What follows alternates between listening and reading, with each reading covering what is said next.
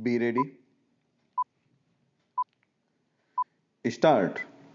When power empowers and when it does not. Walking through an elephant camp, a man observed that they were neither kept in cages nor held by the use of chains. All that was holding them back from escaping the camp was a small piece of rope tied to one of their legs. As the man gazed upon these elephants, he was completely confused as to why these mammoth creatures did not use their strength to break free. Curious, he asked a trainer nearby why these elephants never tried to escape. The trainer replied, when they are very young and much smaller, we use the same size rope to tie them, and at that age, it is enough to hold them. As they grow up, they are conditioned to believe they cannot break away. They believe that the rope can still hold them, so they never try to break free. No matter how much the world tries to hold you back, continue with the belief that what you want to achieve is possible. Believing you can become successful is the most important step in actually achieving it. This kind of power within is related to a person's sense of self worth and self knowledge. Power within allows people to recognize their strength and believe that they can make a difference. It is also power to which refers to the productive and generative potential of power or the new possibilities and actions that can be created without any relationship of domination. American novelist Alice Walker says the most common way for people to give up their power is by thinking they do not have any. The exercise of these two types of power empowers us as well as others.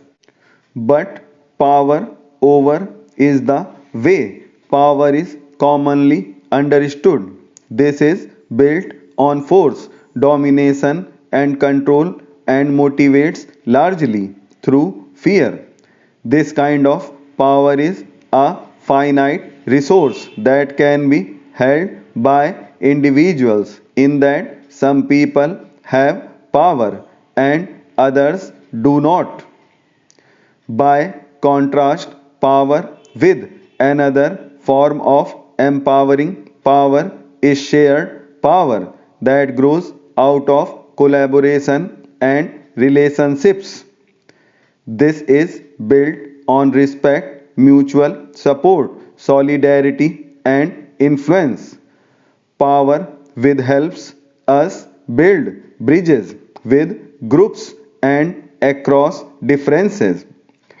According to Gandhiji, power based on love is 1,000 times more effective and permanent than the one derived from fear of punishment. Psychologist believes that when we feel threatened, we usually try to have power over others by controlling them through violence. This type of power may or may not involve physical violence, but it is definitely violent psychologically.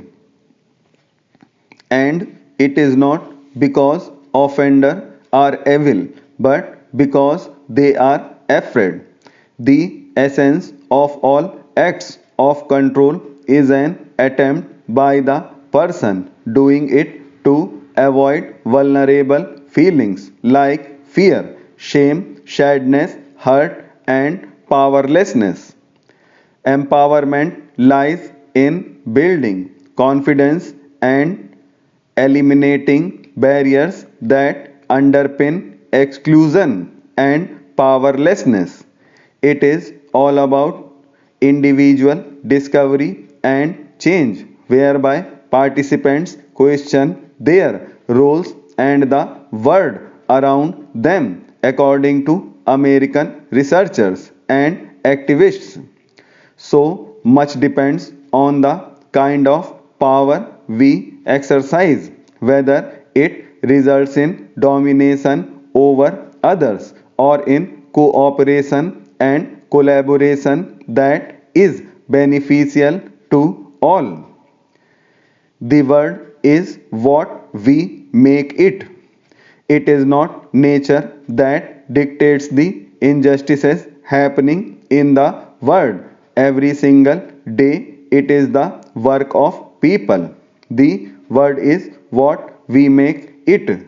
Each of us can be nasty, selfish, and cruel, treating others unfairly, taking frustrations out on the wrong person.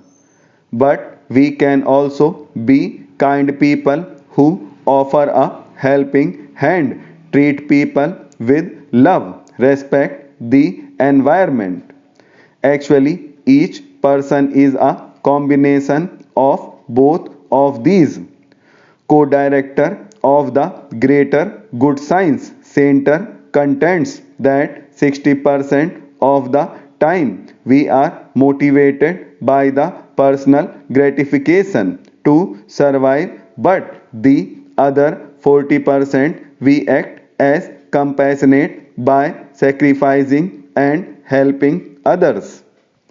A doctor who works hard to cure illness and save lives might be emotionally abusive to his family. The boss who treats you unfairly at work can also be the person who volunteers educating the underprivileged.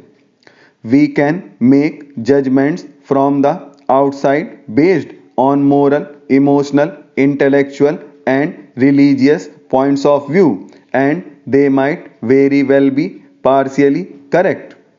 But none of us is qualified to judge others or take sides based on partial knowledge. However, we are fully qualified to judge ourselves, though it calls for bravery and brutal honesty. Overall, we are a complicated species, both moral and immoral, as our environmental and psychological choice dictate. Over time, we have evolved behaviors that increase our chances of survival and reproduction. In a stable and safe environment with enough food in our morality is not so hard, but in highly stressful and poor environments, real or imagined, we will stomp on whoever is in front of us. And yet, we see how today, even in stable times, we can be acted as if we are in insecure or threatened times. We need to learn to think for ourselves, learn to take the good with the bad in ourselves, others, and in life in general. We need to acknowledge the distressing happenings around, past hurts and injustices, but not make us incapable of seeing so much good or doing good. Above all, we must remember that what we pay attention to will grow. So, I often encourage my students to go to sources that highlight the many pockets of good initiated by people. we have the choice to sit back and criticize the way the world has become so cruel, unfair, painful, or to work on ourselves to choose out of this orientation toward goodness so that it has more and more influential over our lives.